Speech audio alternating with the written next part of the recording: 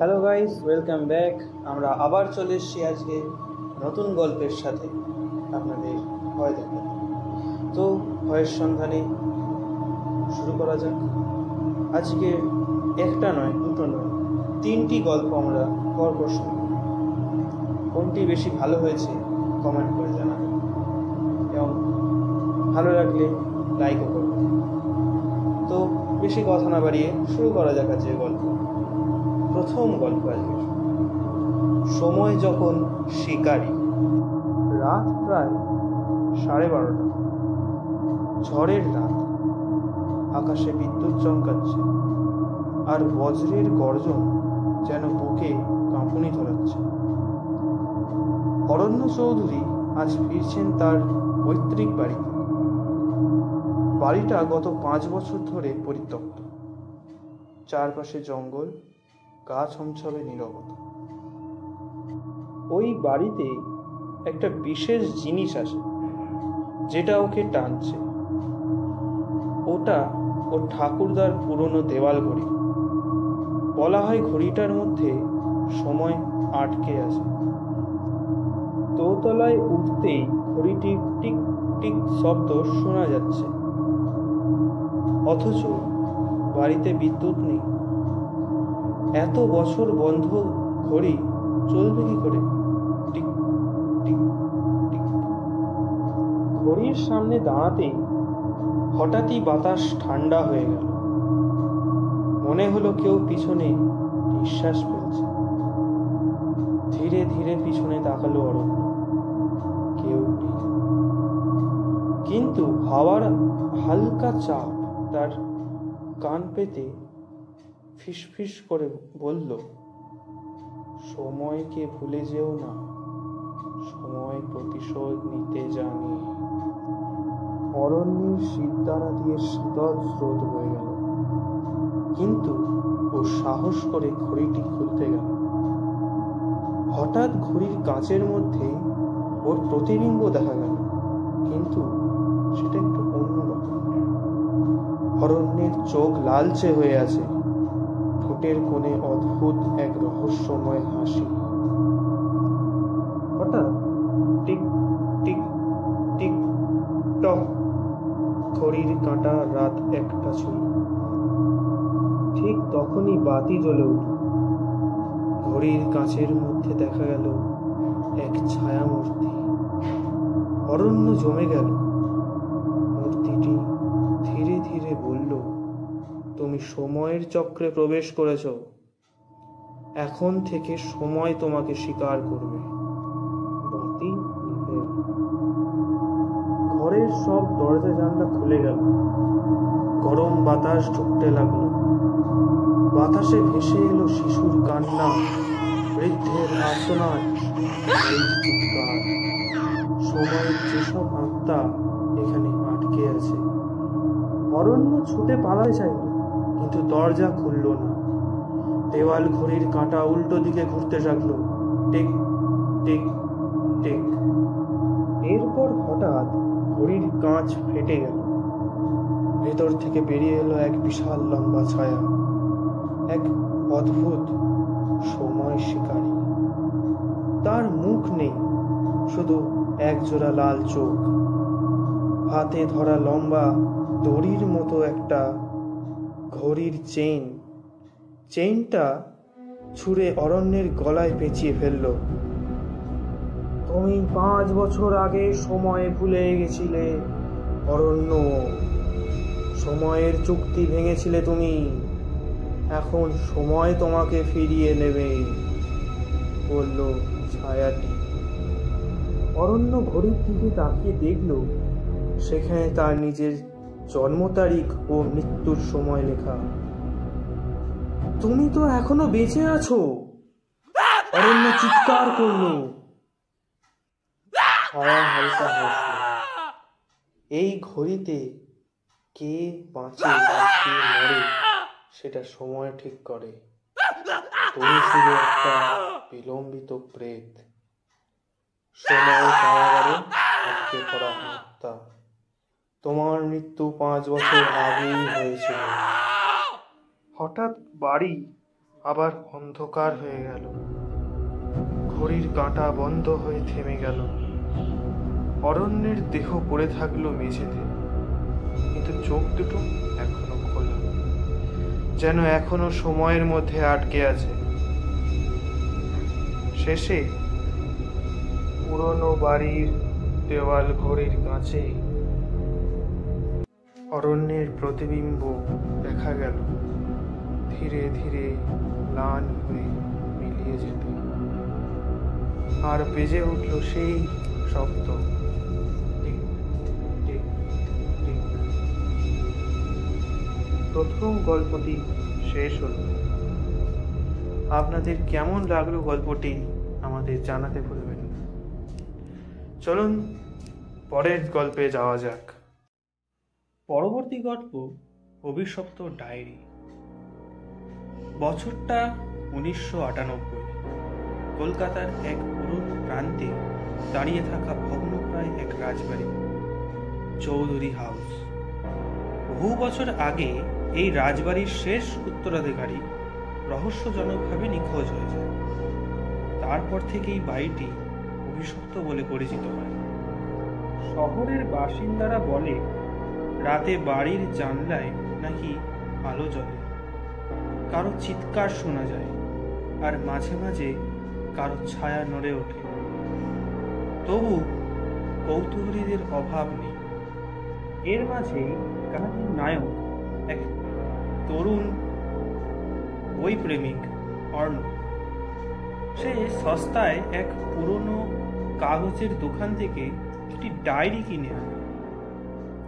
দেখতে সাধারণ মনে হলেও ডায়েরির প্রথম পাতায় এটা লাল কালি দিয়ে লেখা যে এই ডায়েরি খুলবে সে নিজেই নিজের সর্বনাশ ডাকবে। অর্ণব ভয় না পেয়ে ডায়েরির পাতা উল্টোতে শুরু করে। প্রথম পৃষ্ঠাগুলোতে লেখা আছে চৌধুরী বাড়ির ইতিহাস, প্রাচীন জমিদারদের লালসা, নিষ্ঠুরতা, গোপন হত্যাকাণ্ড আর এক বাইজির প্রেম কাহিনী। সেই বাইজি নন্দিতাকে অন্তঃসত্ত্বা অবস্থায় রাজবাড়ির আঙনায় মেরে ফেলে দেওয়া হয়, কিন্তু মৃত্যুর আগে সে অভিশাপ দিয়েছিল চৌধুরী বংশকে। তারপর থেকেই একের পর এক দুর্ঘটনা, মৃত্যু ও অদ্ভুত নিখোঁজ হয়ে যাওয়ার ঘটনা ঘটতে থাকে। অর্ণবের কৌতূহল বাড়তে থাকে, কিন্তু সে বুঝতে পারে না ডায়েরির প্রতিটি পৃষ্ঠা যেন তার নিজের কক্ষের মধ্যে রাতের বেলায় আপন থেকেই উল্টে যাচ্ছে। পরদিন রাতে অর্ণবের ঘরে অদ্ভুত ঘটনা ঘটতে দেখা যায়। ডায়েরির মধ্যে হঠাৎ একটা নতুন পৃষ্ঠা দেখা যায়, যেটা আগে ছিল না। সেখানে লেখা, অর্ণব তুই ফিরবি চৌধুরী বাড়িতে, অপেক্ষা করছি। অর্ণব শিহরিত হয়। কে লিখলো এটা? এক রহস্য উন্মোচনের নেশায় সে চলে যায় সেই অভিশপ্ত চৌধুরী বাড়ি। রাজবাড়ির দালানে পা রাখতেই সে শুনতে পায় কান্নার শব্দ, মৃদু পথ চালানোর শব্দ, আর দূরে একটা মেয়েলি কণ্ঠ, তুমি তো এসছো অবশেষে। অর্ণব সাহস করে একটি মোমবাতি হাতে সেই রাজপ্রাসাদের মধ্যে ঢুকল, কিন্তু হঠাৎ একটা ঠান্ডা বাতাসে মোমবাতি নিভে যায়। অন্ধকারে অর্ণব দেখল সিঁড়ির মাথায় সাদা শাড়ি পরা এক নারী দাঁড়িয়ে আছে, মুখ ঢাকা লম্বা চুলে। সেই নারীর কণ্ঠে বেঁচে আছে ভয়ানক আকুতি। আমাকে মুক্তি দাও অর্ণব, আমার সন্তান এখনো বন্দী। অর্ণব চিৎকার করে ওঠে। সে বুঝতে পারে এই নন্দিতা শুধু আত্মা নয়, সে চায় তার নিষ্পাপ সন্তানের হত্যার প্রতিশোধ। ডায়েরির শেষ পাতায় লেখা ছিল, শুধু উত্তরাধিকারীর রক্ত দিয়ে আমার অভিশাপ মুক্ত হবে। অর্ণব ধীরে ধীরে বুঝতে পারে সে নিজেই চৌধুরী পরিবারের উত্তরাধিকারী। তার দাদার দাদা এই জমির জমিদার ছিলেন। ছোটবেলায় তার মা সব সত্য গোপন করেছিলেন। ডায়েরি তখন নিজে থেকেই রক্তাক্ত হয়ে উঠেছে। সাদা শাড়ি পরা সেই ছায়া ধীরে ধীরে অর্ণবের দিকে এগিয়ে আসে, এক ঠান্ডা হাত তার ঘাড়ে রাখে। এবার আমার সন্তানকে ফিরিয়ে দাও। হঠাৎ অর্ণব দেখে তার পায়ের নিচে একটা দরজা খুলে যাচ্ছে। নিচে অসংখ্য মৃত শিশুদের কঙ্কাল পড়ে আছে। নন্দিতার সন্তানকে জীবন্ত পুঁতে ফেলা হয়েছিল সেই গোপন কক্ষে। অর্ণব বাধ্য হয় ডায়েরির মধ্যে নিজের হাত কেটে রক্ত দিয়ে অভিশাপ মুক্ত করার জন্য। সে সেই শিশুর আত্মার মুক্তি দেয়। কিন্তু তারপর হঠাৎ ডায়েরির শেষ পৃষ্ঠায় নিজে থেকেই লেখা হয়, তোমার রক্ত দিয়ে শুধু সন্তান মুক্তি পেল, কিন্তু আমার ক্রোধ এখনো শেষ হয়নি। উত্তরাধিকারী, এবার তুমি আমার নতুন খেলার পুতুল। অর্ণব আর কখনো বেরিয়ে আসেনি সেই রাজবাড়ি থেকে। রাতের অন্ধকারে এখনো চৌধুরী বাড়ির জানলায় এক অদ্ভুত ছায়া দেখা যায়। ডায়েরির পাতা আবার খুলে যায় কারো অপেক্ষায়। দ্বিতীয় গল্পটি শেষ হল। দ্বিতীয় গল্পটি আমারও বেশ একটু ভয়ঙ্করই লাগলো। আপনারা জানান কমেন্ট করে যে আপনাদের কেমন লাগলো। চলে আসি আমাদের আজকের শেষ গল্প, তৃতীয় গল্পে। চলো শুরু করা যাক। গল্পের নাম কল্পভয়ার শিবলিঙ্গ। পুরুলিয়ার গভীর জঙ্গলে এক সময় ছিল এক প্রাচীন গ্রাম ব্রজেশ্বরপুর। গ্রামের মাঝখানে ছিল এক রহস্যময় শিবলিঙ্গ, তার নাম কল্পেশ্বর ধাম। শোনা যায় এখানে স্থাপিত শিবলিঙ্গটি নাকি স্বয়ংভূ, অর্থাৎ স্বয়ং মহাদেব তার প্রতিষ্ঠা করেছিলেন। কিন্তু অদ্ভুত বিষয় হলো, কেউই এই মন্দিরের গর্ভগৃহে প্রবেশ করার সাহস করে না। কারণ ছিল তার পিছনে এক ভয়ঙ্কর কিংবদন্তি। প্রচলিত ছিল যে কেউ রাতের বেলা কল্পেশ্বরের শিবলিঙ্গ দর্শন করে সে আর জীবিত ফিরে আসে না। কেউ বলে সেখানে মায়া কালিকা নামক এক অদৃশ্য দেবিকায়া পাহারা দেয়। কেউ বলে ভৈরবের অভিশাপ তো আছে সেখানে। রাতে শোনা যেত করুণ শঙ্খধ্বনি, কর্কশ ডামরুর শব্দ, আর মাঝে মাঝে এক অদ্ভুত নিঃশ্বাসের শব্দ, যা সম্পূর্ণ জঙ্গলের বাতাসে ছড়িয়ে পড়ত। একদিন শহর থেকে এসেছিল 3 জন তরুণ, ইতিহাস গবেষক অরবিন্দ, প্রত্নতান্ত্রিক দেবলীনা এবং প্যারানর্মাল বিশেষজ্ঞ নয়ন। তারা এই মন্দিরের রহস্য উদ্ঘাটনে এসেছিল। গ্রামবাসীরা অনেক বোঝানোর পরেও তারা থামেনি। রাত 12টার সময় তারা ঢুকলো সেই মন্দিরে। মন্দিরের দরজায় লটকে থাকা প্রাচীন রুদ্রাক্ষ মালা যেন নিজেই দুলে উঠল। গর্ভগৃহে প্রবেশ করতেই চারদিকে ধোঁয়ার মতো কুয়াশা জমে উঠল। সেই কুয়াশার মধ্যে ভেসে উঠল এক বিশাল শিবলিঙ্গ। তার মাথায় ক্রমাগত খুইয়ে পড়ছে অদ্ভুত রক্তবর্ণের জল। কেউ যেন শিবলিঙ্গের গায়ে নিঃশব্দে কান্না করছে। নয়ন তখন মুখ শুকিয়ে বলল, কল্পভয়ার শিবলিঙ্গের কথা পুরাণে আছে। বলা হয় এ হল শিবের ক্রোধী রূপের এক নিষিদ্ধ প্রতীক। একবার কালী ও ভৈরব মিলে শিবের ক্রোধ জাগিয়ে তুলত। সেই সময় সেই ক্রোধ থেকেই এই লিঙ্গের জন্ম। এই লিঙ্গের সামনে কেউ অপরাধ বোধ নিয়ে দাঁড়ালে তার আত্মা চিরতরে আটকে যায়। তখন হঠাৎ চারদিক কাঁপতে শুরু করলো, ডমরু বাজতে লাগলো অদৃশ্য কোনো হাতে, ঝড় ওঠা শুরু হলো, শোনা গেল এক ভয়াল অন্ধকার, ভয়ঙ্করী মহামায়া, অল্প ভয়ার মহাশক্তি, অধরণে প্রবেশ করিলে আত্মা হইবে বর্জ্য। কুয়াশার মধ্যে আবির্ভূত হলো এক নারী মূর্তি, তার হাজার চোখ, শরীর রক্তমাখা, গলায় মুন্ডমালা। সে বলল, তোমরা কি সত্যি জানতে চাও এই রহস্য? তিনজন স্তব্ধ। তখন মন্দিরের পিছনের অন্ধকারকে ভেদ করে সব ছায়ারা নড়াচড়া শুরু করল। প্রাচীন যজ্ঞের ছাই, বলির ছিন্নমস্তা মূর্তি এবং মাটি ফুঁড়ে বেরিয়ে এলো বহু পুরনো হাড়গোড়। মায়া কালিকা বলল, শিবের ক্রোধ মিশ্রিত এই লিঙ্গে 1000 বছর ধরে আটকে আছে পাপীদের আত্মা।